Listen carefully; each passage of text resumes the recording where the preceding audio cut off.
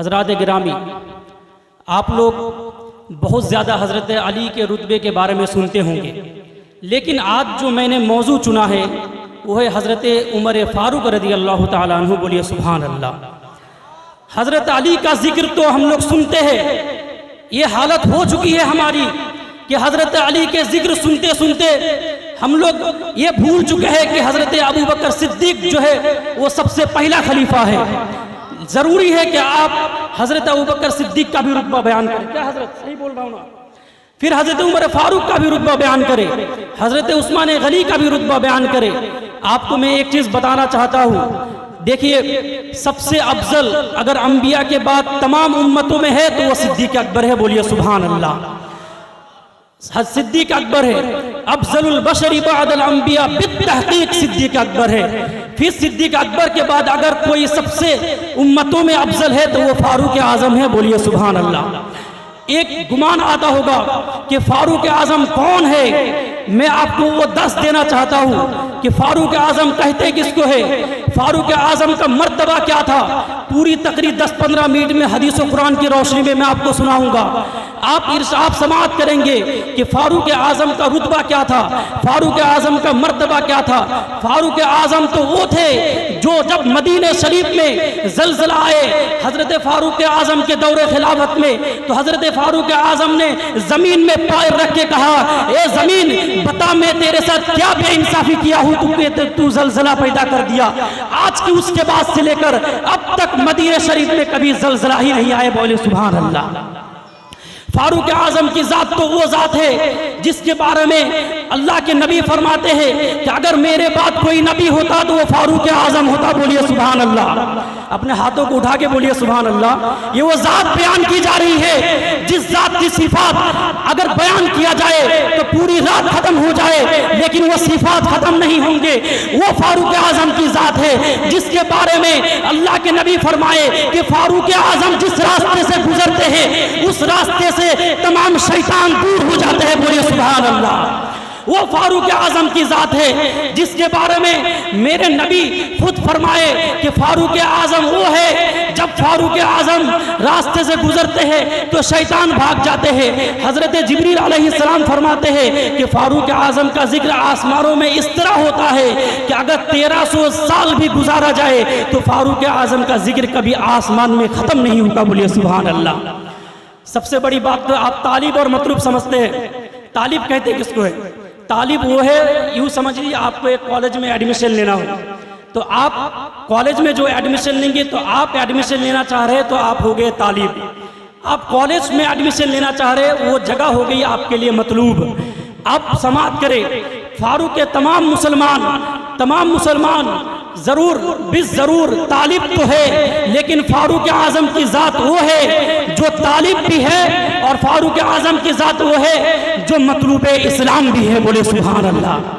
سب سے بڑا واقعہ تو یہ ہے کہ حضرت فاروق اعظم کا ایمان لانے کا واقعہ کیا خوبصورت منظر تھا کہ حضرت فاروق اعظم خود فرماتے ہیں، یہ جو ہے یہ حدیث بالکل موجود ہے، اس کو جلال الدین سیوطی نے بھی نقل فرمایا اور خاص کر کافی سارے علماء نے اس کو نقل فرمایا کہ حضرت فاروق اعظم خود فرماتے ہیں کہ میں جب ایسا لگا کہ حضور صلی اللہ علیہ وسلم دین پھیلا رہے ہیں، فاروق اعظم ارشاد فرماتے ہیں کہ مجھے ایسا لگنے لگا کہ میں ایک بار رسول اللہ صلی اللہ علیہ وسلم کے مجلس میں بیٹھتا ہوں، ان کو جا کے تلاش کرتا ہوں۔ حضرت فاروق اعظم میرے نبی کو تلاش کرنے لگے، تلاش کرتے کرتے کعبہ شریف پہنچ گئے، دیکھ رہے ہیں کہ میرے نبی قرآن کی تلاوت فرما رہے ہیں، سورۃ الحاقہ کی تلاوت فرما رہے ہیں۔ فاروق اعظم رضی اللہ تعالی عنہ چھپ چھپ کے سورۃ الحاقہ کی تلاوت سننے لگے۔ ایک روایت میں یہ بھی ہے کہ فاروق اعظم غلاف کعبہ کے پیچھے چھپ گئے اور حضور صلی اللہ علیہ وسلم کی تلاوت فرما رہے تھے، حضور صلی اللہ علیہ وسلم کی تلاوت سماعت کرنے لگے۔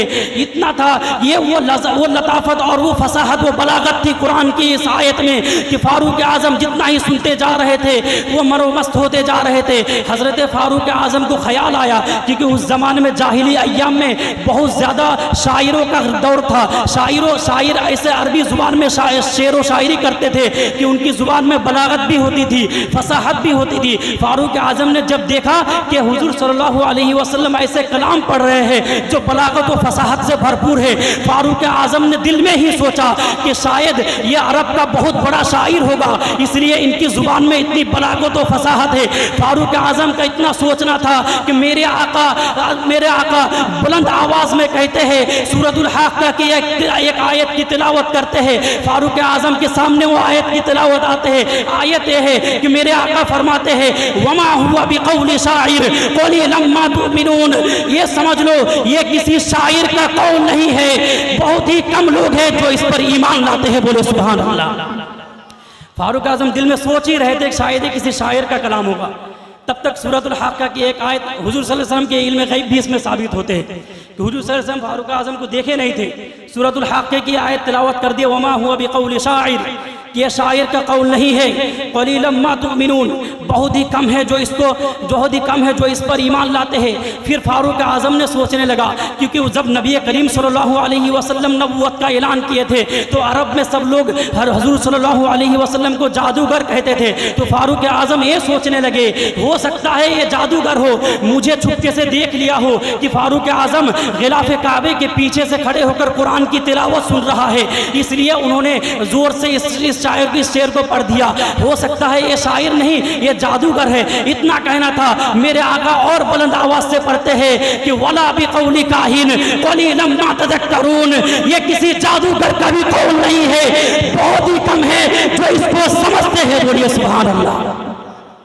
دیکھیے تاثیر دیکھیے، پھر آگے فاروق اعظم یہ سوچنے لگے یہ جادوگر کا بھی قول نہیں ہے، ہو سکتا ہے کچھ اور ہو، ان کے پاس کوئی اور چیز ہو، اتنا ہی کہنا تھا۔ اگلی آیت حضور صلی اللہ علیہ وسلم فرماتے ہیں کہ تنزیل من رب العالمین، یہ کوئی شاعر کا بھی قول نہیں ہے، یہ کوئی جادوگر کا بھی قول نہیں ہے، یہ تو رب کی طرف سے اتارا ہوا کلام ہے، بولیے سبحان اللہ۔ یہ رب کی طرف سے اتارا ہوا کلام ہے۔ واقعہ ایمان لانے کا واقعہ بہت بڑا واقعہ ہے، میں ایک حدیث آپ کے سامنے پیش کرتا ہوں کیونکہ ٹائم بہت کم ہے۔ حضرت عمار بن یاسر رضی اللہ تعالی عنہ سے مروی ہے، اور یہ حدیث حضرت احمد بن حنبل نے بھی نقل فرمایا ہے۔ حضرت عمار بن یاسر رضی اللہ تعالی عنہ سے مروی ہے، وہ فرماتے ہیں کہ ایک مرتبہ حضور صلی اللہ علیہ وسلم کے بارگاہ میں حضرت جبریل تشریف لائے۔ حضور صلی اللہ علیہ، اب دیکھیے کہ جو جس سے محبت کرتا ہے، اگر آپ کو کسی سے محبت ہو تو جب آپ سوئیں گے پھر بھی ان کا خیال آئے گا، اگر میں آپ کے محبت جو آپ کے محبوبہ ہے اس کے بارے میں تذکرہ کروں پھر بھی آپ کو اچھا لگے گا، اگر آپ تذکرہ کریں گے پھر بھی اچھا لگے گا۔ اب حدیث سنیے، حضرت عمار بن یاسر رضی اللہ تعالیٰ عنہ فرماتے ہیں کہ حضور صلی اللہ علیہ وسلم کے پاس حضرت جبریل علیہ السلام آئے، حضور صلی اللہ علیہ وسلم نے حضرت جبریل علیہ السلام آنے کے بعد حضور صلی اللہ علیہ وسلم کو سلام عرض کیا، حضور صلی اللہ علیہ وسلم سلام کا جواب دیتے ہیں اور ارشاد کرتے ہیں اے جبریل یہ ذرا یہ تو بتاؤ میرے عمر کے بارے میں آسمان میں کیا چرچا ہوتا ہے، کیا آسمان والے بھی میرے عمر سے محبت کرتے ہیں، کیا آسمان والے بھی میرے عمر کی بات کرتے ہیں؟ حضرت جبریل علیہ السلام فرماتے ہیں جی حضور آسمان والے بھی حضرت عمر فاروق کے بارے میں بات کرتے ہیں۔ پھر حضور صلی اللہ علیہ وسلم فرماتے ہیں اے جبریل ذرا یہ تو بتا آسمان والے میرے عمر فاروق کے بارے میں کیا تذکرہ کرتے ہیں؟ حضرت جبریل علیہ السلام کیا فرماتے ہیں سنیے میرے دوستو، آپ کا دل باغ باغ ہو جائے گا۔ حضرت جبریل علیہ السلام فرماتے ہیں یا رسول اللہ یا حبیب اللہ، یا رسول اللہ یا حبیب اللہ، آسمان والے آپ کے صدیق آپ کے عمر فاروق کے بارے میں وہ تذکرہ کرتے ہیں، اگر تذکرہ کروں تو حضرت نوح علیہ السلام جتنے دن اس دنیا میں رہے، یعنی حضرت نوح علیہ السلام 950 سال تبلیغ کیے ہیں، 1300 سال اس دنیا میں زندہ رہے ہیں، حضرت نوح علیہ السلام جتنے دن اس دنیا میں رہے وہ پورے 1300 سال گزر جائیں گے لیکن عمر فاروق کا تذکرہ کبھی ختم نہیں ہوگا۔ یہ مرتبہ ہے، یہ شان ہے عمر فاروق کی۔ حضرت علی فرماتے ہیں کہ یہ لوگوں عمر فاروق کے غضب سے بچو، کیونکہ عمر فاروق کا جب جلال آتا ہے تو اللہ تبارک و تعالیٰ کو بھی جلال آتا ہے، بولیے سبحان اللہ۔ آپ یہ سمجھ سکتے ہیں عمر فاروق رضی اللہ تعالیٰ عنہ کی رائے کا کیا مرتبہ تھا۔ ہم لوگ اگر 10 آدمی ایک جگہ بیٹھ کے میٹنگ ہو، 10 آدمی 10 بڑے بڑے لوگ 10 علماء کرام جو اسٹیج پر بیٹھے ہوئے ہیں سب وہاں پر موجود ہیں، سب اپنے اپنی آراء اپنی اپنی رائے پیش کر رہے ہیں۔ حضرت عمر فاروق کی شان یہ ہے کہ جب سارے صحابہ ایک ساتھ بیٹھے ہوتے تھے کوئی رائے لیا جاتا تھا، جب کوئی صحابی کے درمیان کسی مسئلے پر بحث ہوتی تھی، جب کسی رائے پر پہنچتے تھے، حضرت عمر فاروق رضی اللہ تعالی عنہ جب بھی اپنے رائے پیش کرتے تھے تبھی قرآن کی آیت نازل ہوا کرتی تھی. بولیے سبحان اللہ. میں آپ کو ایک مثال دے کے بتاتا ہوں کیسے قرآن کی آیت نازل ہوتی تھی. مفسرین فرماتے ہیں کہ حضرت عمر فاروق رضی اللہ تعالیٰ عنہ کے صرف ایڈوائس پر ان کے رائے کے مطابق 21 قرآن کی آیتیں نازل ہوئی. کتنی؟ 21 قرآن کی آیت نازل ہوئی جب حضرت عمر فاروق نے اپنی رائے پیش کیا. حضرت عمر فاروق ان میں سے میں ایک مثال 3-4 آیت میرے ذہن میں ہے بٹ میں ایک مثال آپ کو پیش کر رہا ہوں, ٹائم کم ہے. میں ایک مثال ان میں سے پیش کرتا ہوں. سورۃ الاحزاب کی ایک آیت ہے. اللہ کے رسول اللہ تبارک و تعالیٰ فرماتا ہے یا ایھا النبی قل لازواجک و بناتک و نساء المؤمنین یدنین علیہن من جلابیبہن. اس پر حضرت عمر فاروق کے ایک دیکھیے, حضرت عمر فاروق وہ تھے جو حق کے سوا کچھ بات نہیں کرتے تھے.